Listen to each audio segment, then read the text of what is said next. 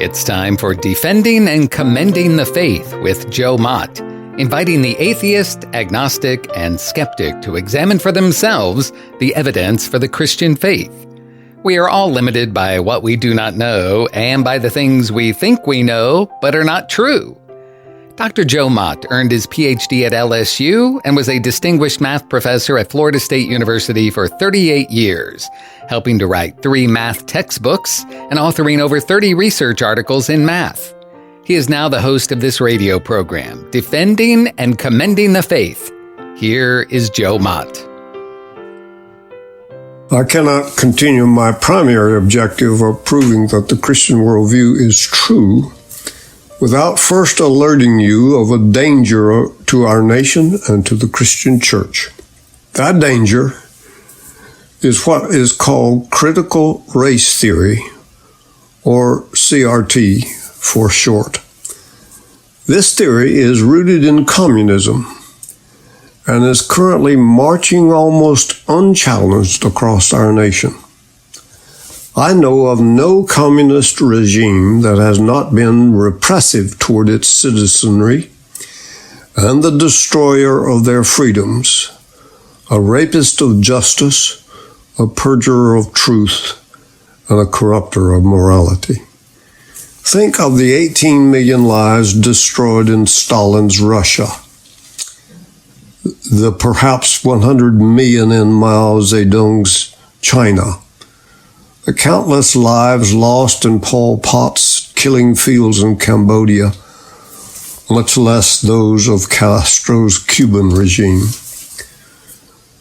CRT has been on the scene for some time, primarily limited to academia, working in the shadows mostly, and on the radar of very few. However, Q events over the last 2 years have propelled CRT into the limelight and the national conversation. It all changed when the Southern Baptist Convention, the nation's largest Protestant denomination, adopted CRT as an analytical tool. This has caused an uproar, awakening many unsuspecting Christians to this new ideology creeping into the church. In September 2020, President Trump issued an executive order rejecting CRT in government institutions, only to have it revoked by President Biden. Recently, Governor DeSantis explicitly excluded CRT from Florida's civics education curriculum, saying, "Let me be clear, there is no room in our classrooms for things like the critical race theory." The origins of CRT can be traced back to the 19th century German philosopher Karl Marx. In 1934, a Jewish Marxist named Georg Lucas fled Nazi Germany along with some of his colleagues who brought their Frankfurt School, a Marxist research institute, with them to Columbia University in the U.S. There, the critical theory, abbreviated CT, was welcomed and developed and eventually parented the critical race theory. Meek Addison, co-host of a radio program of the American Family Association, says this about CRT. "We don't have to work hard to link CRT to its paternity, CT, nor do we need to exaggerate its original intent. All we have to do is to review what leaders of the philosophy said and wrote while defining the movement." Developed in 1989, CRT is a legal framework that claims America's legal system is inescapably and irredeemably racist. One of the early proponents of the new Marxism, Italian Marxist Antonio Gramsci, while imprisoned under Mussolini from 1929 to 1935, wrote that any country grounded in Judeo-Christian values cannot be overthrown until its Christian roots are cut. He admitted that to cut the roots, to change culture, a long march through the institutions is necessary. Gramsci went on to write, "Socialism is precisely the religion that must overwhelm Christianity. In the new order, socialism will triumph by first capturing the culture by infiltration of schools, universities, churches, and the media by transforming the consciousness of society." The Democratic Party in the U.S. is now dominated by socialism.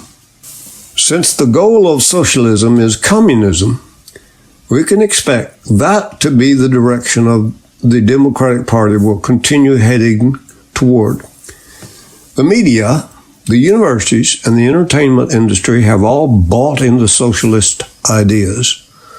Postmodernism has its origins in Marxism.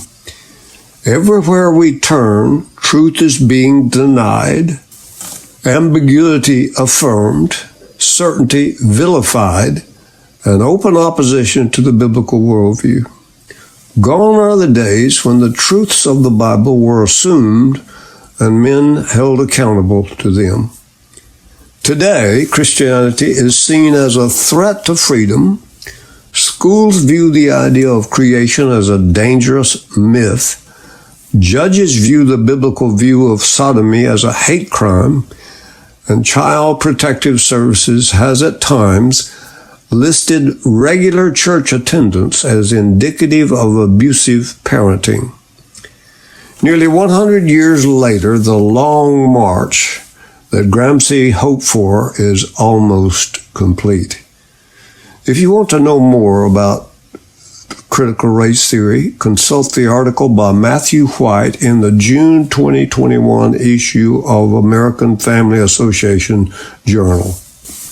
Now back to continuing toward my objective of showing Christianity is true. In the last episode, we had been discussing relativism, especially relativity of truth. Relativism is the belief that what can be known, especially about moral issues and matters of truth, is dependent upon one's personal views or the collective beliefs of one's culture. It is a theory that is in direct opposition to the concept of absolute truth claims. An absolute is something that is true for everyone, everywhere, at every time, and is not subject to change. Examples of moral absolutes are that murder and stealing are wrong. They have always been wrong and always will be wrong. Relativism occurs in at least three basic types: subjective relativism, conventional relativism, and cultural relativism. Subjective relativism and conventional relativism are directly related to value judgments made by individuals about moral and truth issues. The third view, cultural relativism, is more anthropological in nature. Subjective relativism asserts that what is right and wrong and what is true are subject to individual interpretation. Conventional relativism rejects subjective relativism and teaches that a person should submit his will to that of the culture. Cultural relativism is the belief, derived from the perspective, that because morality differs from culture to culture, absolutely no moral absolutes can exist. Seems like an oxymoron, doesn't it? Certainly it implies that cultural relativism is self-defeating. Relativism's rise has caught many Christians by surprise, even though by 1991, 30 years ago, the Barna Research Group found 66% of American adults didn't believe that absolute truth exists. Specifically, they agreed there is no such thing as absolute. Two people could define truth in totally conflicting ways, but both could still be correct. Even more disturbing about Barna's findings was that 53% of born-again Christians maintained this relativistic view. When polled again in 1994, 72% of American adults affirmed some kind of relativism. Tony Campolo's book, A Reasonable Faith, lists 4 essential traits of secular humanism: contingency, autonomy, relativity, and temporality.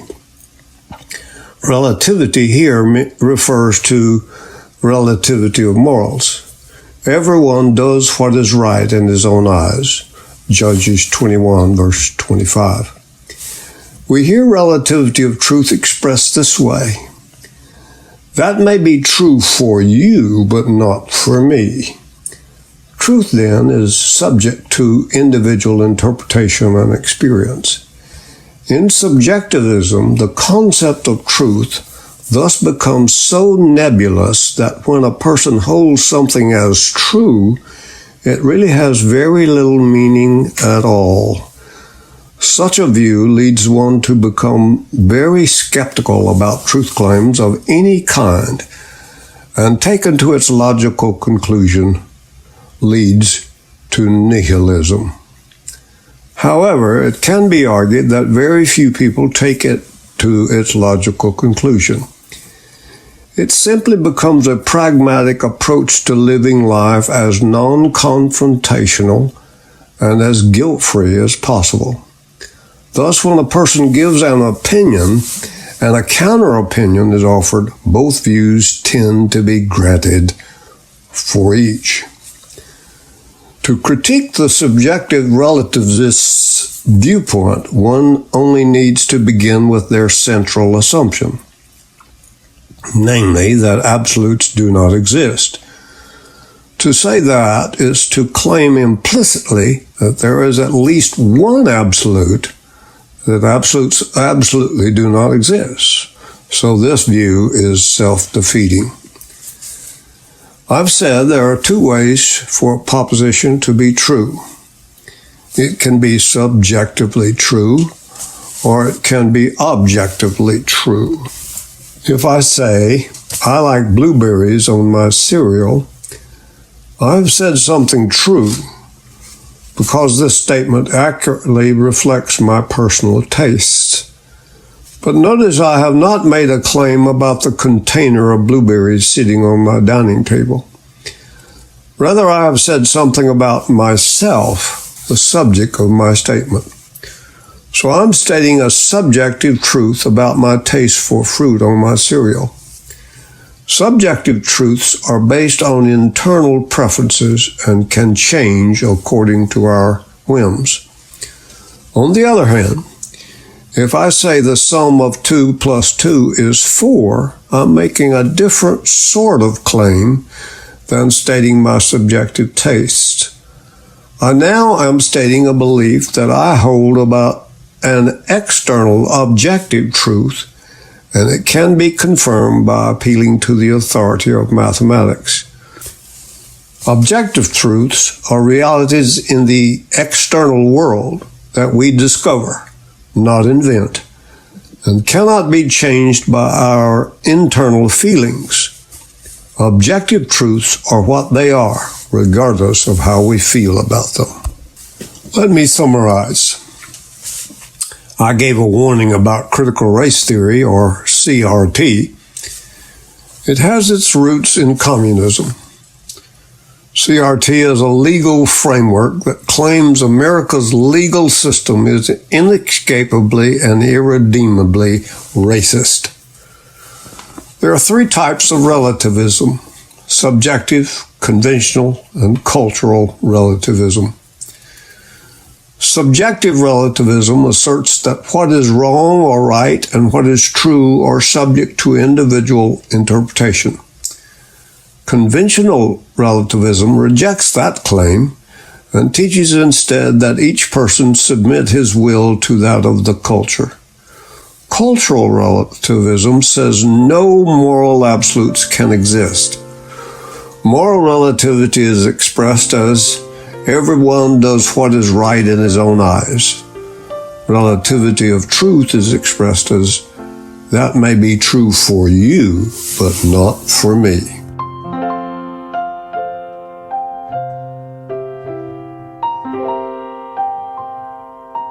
Thank you for listening to Defending and Commending the Faith with Joe Mott, a production of Wave 94 Radio in Tallahassee, Florida.